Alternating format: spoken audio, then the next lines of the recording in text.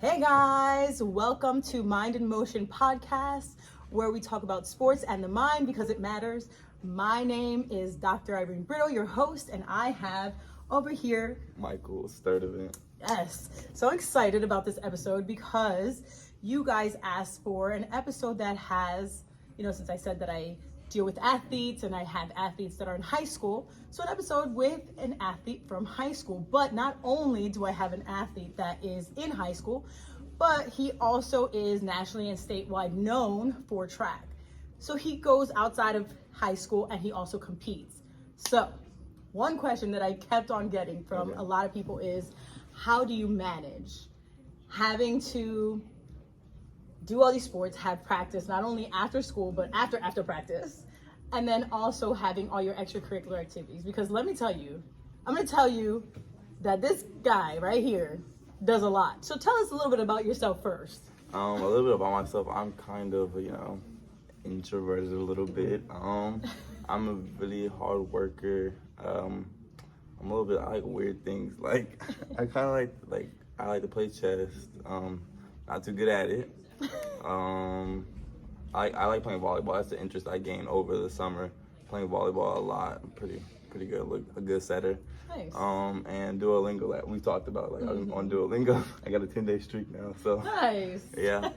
But yeah, those are some things about me. But as far as managing my time with everything I have going on, I definitely feel like there's no one way to do it for sure.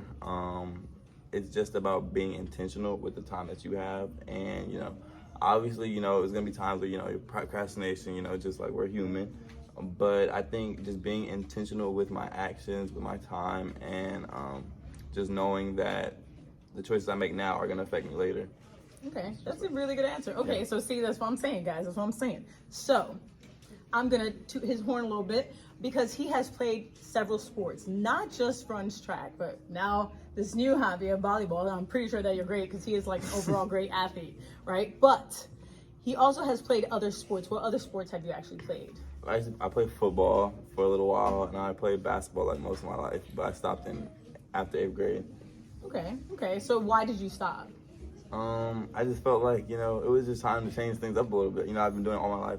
And I always knew, I had, a passion for running because my mom, being in the military, PT test, she always makes sure she's in shape. So I used to just go on runs with her, just see if I could compete a little bit, For a long time, I could not keep up with her with the miles and stuff. But, I knew that I enjoyed it. And then my sister went here. So I was actually an 8th grader. I was an 8th grader, and my mom, when Coach Archie was here, he was a cross-country coach, she asked if I could come out and just run with the team. I was really, really scared because, they were really big kids to me. Right. But I ended up running for cross country. I was pretty good at it. I actually surprised myself. But unfortunately, my freshman year, I fractured my hip and just never went back to cross country. And that's fair. So I did run cross country too. So. See, I love that, because I was going to ask, what happened? Because I don't know, you guys know that I'm the cross country coach. And by the way, I'm also his coach. I'm the track coach. But now that you brought up injuries, okay, I'm glad that you said that because he hurt his hip. So how do you deal with that as an athlete, knowing that you cannot, really just do your sport? Yeah, that was my first time getting, a pretty major injury. It really made, set me back a couple steps, especially with cross country, running, that's something you got to do, be consistent at to be good at. So I was like, oh my God, if I can't run, what do I do to maintain, my progress? Yeah. It was hard to just do, simple things, walk up the stairs and stuff. So it definitely made you, reevaluate the things you've been doing. And it also makes you realize that, sports are great, sports, we revolve around sports, but you got to realize, it's not the end all, be all, you know what I mean? So it's you got to find yourself out of the side of sport. I think even myself as an athlete, we get so involved in these sports that we kind of, once they're gone, we was like, okay, now what do I do? So that's how it was for me for a while. But I still made sure I went to practices and went to their meets, just to support my team and still be around it. But honestly, I don't have an answer for that because it was tough. It really was tough. I just, I don't know.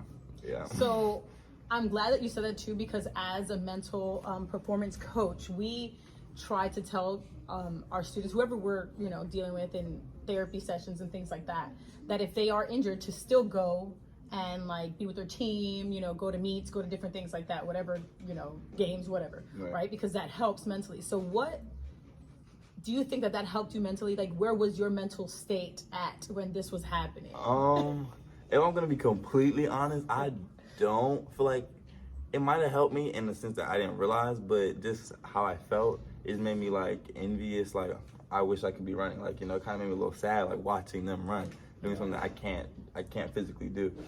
So, like you said, like you guys have more of like the medical aspect on it, like, you know, what it really does. But just like my feelings were just a little hurt, just, you know.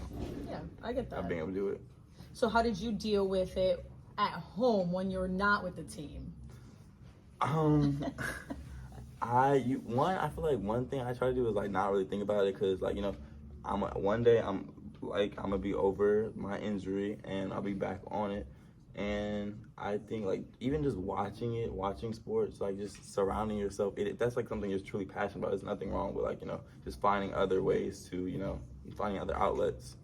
That's good. I'm glad that you said it, because a lot of people don't have outlets or they don't know what to do. So another question that I had asked was, can you please ask him how his mental health state is now, being a student that, you know, you're a senior, right? You're going through all the motions of going to college, you know, right, getting recruited by people, and then you're also running regionals, states, nationals, right? Wherever you're doing in that aspect, right? Because you are an overall athlete where you're actually well known. How is your mental state in that? I think it's, for like everything you said, I think it's actually like pretty well. Like, I can't complain. That's definitely not to say that there's not highs and there's not lows, like, you know, but just, you know, talking to like my dad, that's somebody I always go to for like whenever I'm at a low. But it's like you have to appreciate the lows just as much as you appreciate the highs, because if it weren't for those lows, you wouldn't be able to feel like, you know, happy when you achieve those great things. So, you know, you gotta really just appreciate both. Also, I think it's just like, and being in the moment, that's a problem that I struggle with to this day. Like, you know, I might get first place in like one of my meets, but it's like, okay, I didn't hit the PR that I might want it, you know, or I see somebody else doing better. But it's all about, you know, this is your life, you know, your story, so you shouldn't compare yourself. That's definitely one thing I feel like sports have taught me. Like, you know, it's nothing wrong with striving to be the best, but you know, they'd say there's always going to be someone out there better than you. But, you know, just work hard, work on your craft, and I feel like that's really what matters, because you can sit here and win states in North Carolina, right? And somebody in Texas might win states and run faster. Like, that comparison is just it's gonna be like the thief of joy. And like somebody told me, like, comparison is the thief of joy. And that's like definitely a quote that stuck with me. So it's like just worrying about yourself, your journey, your progress, like, that's all that matters. And I feel like that'll be detrimental and really helpful to your mental. I'm glad that you said that. So I have another question, right? Because for me, I love track. I don't know if you know, but in high school, that's what I used to do track. Yeah. That was my jam, right? And college as well. But you said you played football. Now, how did you feel playing football, being in a sport where it's not just all about you, right? Because track is you and your individual, you know, PRs and stuff like that. But right, football is like a team effort. How did you feel in that aspect? I never even thought about that. Like, it's definitely a big difference as far as like, you know, just being with a team. And track is still a team, but it's more individual, if we're being honest. So I definitely feel like the wins were more like, I think the wins were a little better actually, because it's like, you know, I might win in my race and like PR, but some of my teammates might have a bad day. And of course you shouldn't, like, you know, let that rub off, but you can just feel it, like, you know, but like as football, like when we won, we all won. Like, we were all like happy, experienced that high. Like, we were like, you know, we were great. We were on cloud nine. Right. And then we all lost. Like, we were all lost. Like, we were all sad. So right, it's kind of like just being on the same page with other people. I think track, you know, like you said, it's more individual. So some people might be up here today having a great meet. Some people might be down here not, you know, even be close to their PR. So I think football, it was a little bit easier because everybody was kind of feeling what you're going through. And that's good, because being honest, to have somebody there, you know, to be able to go through that, because like you said, right, track, you might be going through it and you're up there and you get that first place, but then like this person didn't. Yeah. Like, yeah, woo woo, you know. Especially when we're on the bus, we'd be like, it's just a little quiet. and we'd be like, yo, good job. And then like, oh man, yeah, good luck next time. You know what I mean? And it's like, you want to be happy for yourself, right? But then you just don't want to be too happy for that other person. Exactly. I feel like I feel like you should feel like that, but it's also like not right. You mean? Right, absolutely. And let me tell you, as a, mental health specialist, it's always good for you to feel your emotion, regardless if that person is feeling a different emotion or not. And it's not to be offensive to that person, but it's also teaching them how to not have, all the ups all the time, right? To be able to go through those downs, right? Like you have a person that, you talk to, but then you were able to go through the downs, by yourself in your own space and stuff like that. Maybe that person needs to learn that. Right. So the only way to do that is to be placed in that environment where you didn't have a good day, but one person did. So now you have to congratulate that person, even though you had a bad day, yeah. Right? So me as a mental health specialist, I always say, no, just be yourself, be your genuine self. It's not, if that person gets offended, it's their emotion to go through, right? It's not your job to control their emotion and to make sure that they're okay, right? Okay, now don't throw it in their face and be like, you know someone, obviously don't do that, right? We don't want that, but we also want to, not be, have that team camaraderie and that, yeah, woo woo, right? Because we all go eat after that anyway. It don't matter if you lost or won. We still gonna eat. We still gonna have fun. Yeah. But it does matter, you know what I mean, in the aspect for you not to feel like, oh, let me hide myself and my, things that I have, got, my winnings and all this stuff because somebody else did not, right? Exactly, yeah. So another question that they've been asking me, which was a little crazy, right? And I was like, come on, guys. So, are you able to juggle extracurricular activities and sports and your social life? I know that you said you're a little bit like introverted, right? But I know you have a lot of friends, because I've seen you, well, at least your group of friends. You have your group of friends that you hang out with, right? But how is that, especially these younger kids that are trying to have, that mindset, okay, I want to be an athlete, but I also want to have a social life. I want to be an athlete, but I also want to do extracurricular activities, like you do, SGA, right? Stuff like that, not just sports. So how do you deal with it? I think you have to really adopt the fact that, it's a lifestyle, not like just, I come to school, extracurriculars, I go to practice, at home, then I'm gonna have a social life. Like it's a lifestyle. Like you can blend those things together and like make them one. You mean like I'm an athlete, I'm a scholar, and I'm also a good friend. You mean? Mm-hmm. So it's like, I don't go to parties or nothing, so I don't know if like that's like the social aspect like we're looking for, but like playing volleyball with my friends, that's something I have to do, that's sports, but that's still me socializing, that's still me getting out of the house. My dad will tell you like every chance he get, he tell me go outside and do something, but sometimes you're just tired too. Right. But like you said, SGA, those extracurricular, and just even being a student, like homework, like those things like leak outside of school. So it's like you just have to be willing to accept that it's a lifestyle. But it's kind of cool when you think about it like that, you just don't go to school, you just don't go home and go back to school. It's kind of like you got a little bit, you bouncing around a little bit. So I think it's hard, but I'm also not a person that is like a schedule, like planner, like, So I'm not gonna advocate for like making a dedicated schedule because I'm not gonna follow it. Right. But I think it's all about how you feel. Like you know how you feel, I know how I feel. So it's like when you feel like you're lacking in some areas, give it more attention and just be really aware of how you're feeling. That's good. And what I like the most is that as an athlete, you have to have a good grade point average. And look, I'm gonna toot his horn again. Toot toot. What do you got? Like a 4.1, 4.2? Yeah. Period. 4.2, guys. Okay, so it could be done, right? National athlete.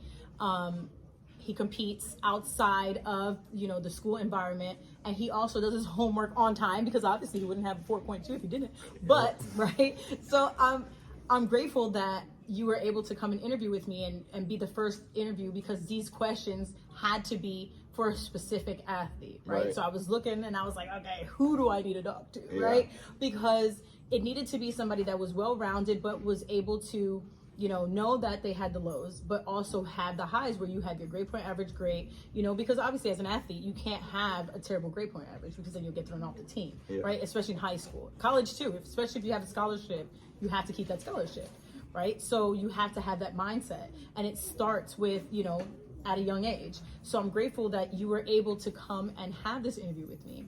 And the final question is, would you ever leave it all? Leave it all? Yeah. Like track? Just anything that you're doing. And just be like, forget it. I want to be done. Mike out. Done. That's definitely a hard no. I love it too much. Good. And I feel like you have to love what you're doing in order to be able to do it. Right. So I lied. That wasn't the final question. So the actual final question is this. So now that you know this and you have been able to speak to others, would you still continue to advocate, at least for kids in high school settings, even in your college that you're going to? Is that something that you want to do, even if you're introverted, right? Would you still want to sit there and, say, hey, you're my teammate. What's going on? Why are you down today? Here's what what works for me. It might not work for you, but I'm going to help you out in that aspect. Definitely. Like you say, even though I'm introverted, I'm never I wouldn't, if I know that I have the tools that could help someone else, I'm all for it, and I feel like I'm going through it. We all go through it at different, might not be at the same times, but, we all get our spin, So definitely for advocating, whether it's high school or my college athletes as well. But I feel like just not even myself, but if you feel like you have the tools to help someone else, that you should never keep those to yourself. Because you might be on the other end of the stick and you might need someone else to help you. So that's great. Okay, so is there anything you want to add? I always want to add a little something, my little final touches. Okay. I just want to say to anyone watching that, you're doing great. Just keep hard work and consistency. Consistency. Those are the goals for 2024, because what's being good today if you're gonna slack off tomorrow? So just being consistent and one day at a time. That's my advice to myself too. So I love that. So I don't even need to say nothing to close this out. Just thank you for watching. And if you like this kind of stuff, press that little like, comment. Let me know if there's anything else that you guys want to know. If you even want me to bring Mike back, because I'll bring Mike back too, because he's interesting. He's great, right? So thanks, Mike, for being on our podcast, on my podcast as well. Yeah, one day it might be our podcast. You never know, right? But thanks for watching, guys, and I will see you in the next one. Bye. The only way you can guarantee failure is by quitting. If you never quit, you will never fail. Keep going. You're never going to reach the life you want if you quit. Show some character. Do you really want this? If you say you want this, prove it. The only way you prove it is to persevere. Keep going. If you quit, you're only proving you never wanted it in the first place. Don't you dare quit. I promise it will be worth it in the end. Suffer now for pride later. Keep going.